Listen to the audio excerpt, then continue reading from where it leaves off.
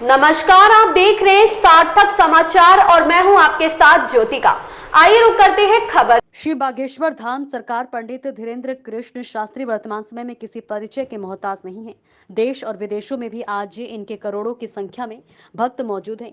युवा संत श्री बागेश्वर धाम सरदार धीरेन्द्र कृष्ण शास्त्री मुखर होकर देश और हिंदू राष्ट्र बनाने की बात कहते हैं। बागेश्वर धाम सरकार पंडित धीरेन्द्र कृष्ण शास्त्री जी विवाह की कामना लेकर MBBS की छात्रा शिव रंजनी तिवारी द्वारा श्री गंगोत्री धाम से श्री बागेश्वर धाम तक सर पर गंगा जल का कलश लेकर पदयात्रा शुरू की गई है। शनिवार को शिव रंजनी तिवारी चित्रकूट की स्थित संतोषी अखाड़ा पहुंची, जहां चित्रकूट के साधु संतों के समक्ष भजनों का गायन करते हुए मनोकामना पूर्ति हेतु साधु संतों का आशीर्वाद प्राप्त किया। इस दौरान शिव रंजनी तिवारी द्वारा बताया गया है कि उनके द्वारा सर पर गंगा जल का कलश लेकर पदयात्रा की जा रही है। लोगों द्वारा यह कहा जाता है कि मेरे द्वारा श्री बागेश्वर धाम सरकार पंडित धीरेन्द्र कृष्ण शास्त्री जी से विवाह की कामना को लेकर यह पद यात्रा शुरू की गई है।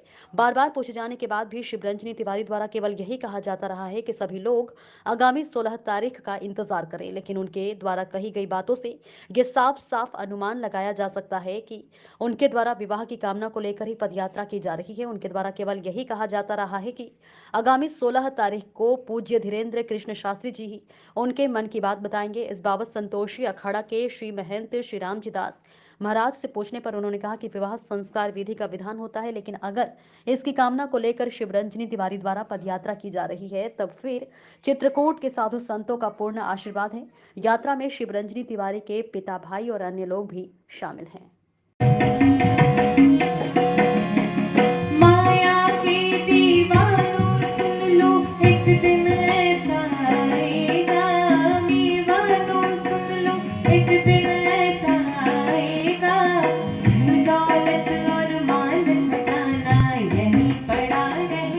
सुन लिया तो अब मुझसे क्या सुनोगे।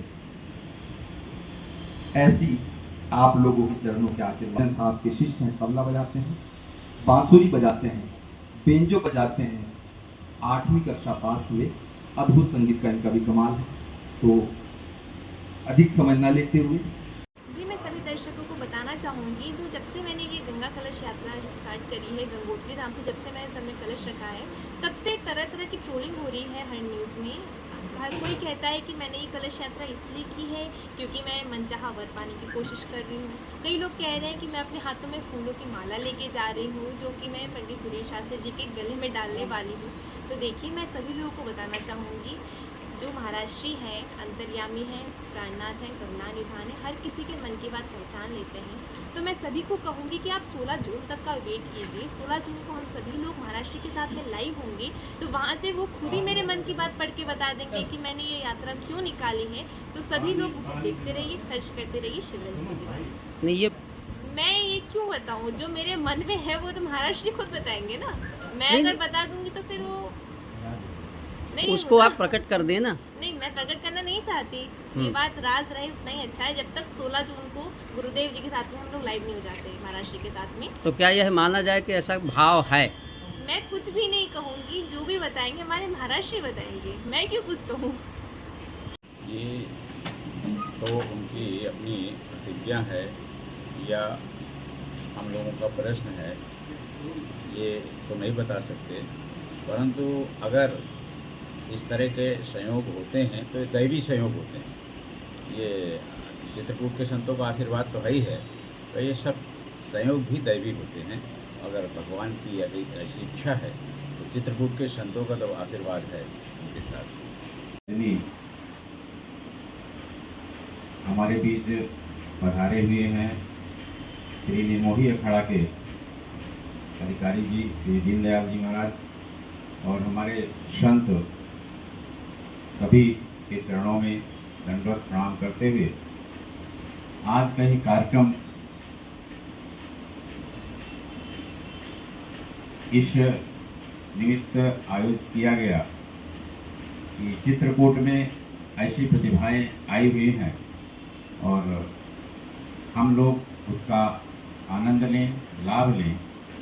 आप संगीत की सहजता और संगीत के सुरों के माध्यम से उनके प्रतिभा को तो आप देखा ही, परंतु जो उनसे एक अलग प्रतिभा है, आप स्वयं MBBS की छात्रा हैं और कैंसर जैसे रोग जिसमें आप जानने के लिए, उसके निदान के लिए अध्ययन कर रही हैं, और इस तरह की प्रतिभाएं जो अनेक बहुमुखी प्रतिभा को रखता हो, और इस तरह से सहज रूप से उनकी सहजता को नमन है कि जो इतनी सहज रूप से हम लोगों के सामने, हम लोगों के पास आकर के, और संतों के आशीर्वाद की अभिलाषी, संतों के आशीर्वाद की अभिलाषा व्यक्त किया। हम कहा कि ये हम संतों के साथ बैठ करके आपकी ये प्रतिभा का